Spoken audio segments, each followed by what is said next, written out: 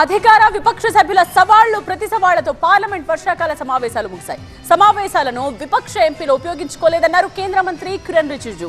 ఉపరాష్ట్రపతి ధన్కర్ రాజీనామా వ్యవహారంతో ఈ సమావేశాలు చరిత్రలో నిలిచిపోతాయని కాంగ్రెస్ కౌంటర్ ఇచ్చింది. పార్లమెంటు వర్షాకాల సమావేశాలు వాడివేడిగా ముగిశాయి. సమావేశాల్లో 14 బిల్లులను ఆమోదించారు. లోక్సభ ఆమోదించిన కీలకమైన ఆన్లైన్ గేమింగ్ బిల్లుకు రాజ్యసభ కూడా ఆమోదం తెలిపింది. విపక్షాల నిరసనలు, నినాదాల మధ్య ఈ బిల్లును మూజువాణి ఓటుతో సభ ఆమోదించింది.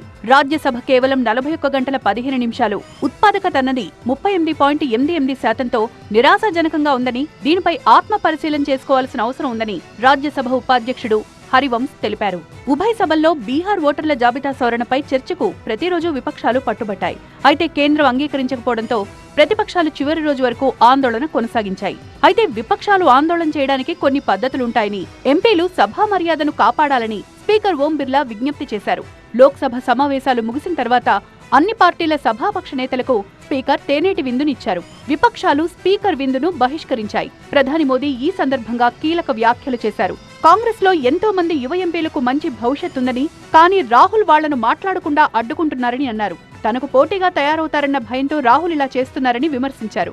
ये मानसून सत्र बहुत उपयोगी सत्र रहा है, लेकिन अपोजिशन एमपीज के लिए बहुत नुकसान रहा है, क्योंकि अपोजिशन एमपीज विशेष करके जो नए एमपीज हैं उसको बोलने का मौका नहीं मिला. పార్లమెంట్లో బీహార్ ఓటర్ల జాబితా సవరణపై చర్చకు బీజేపీ భయపడిందన్నారు కాంగ్రెస్ నేత జైరాం రమేష్.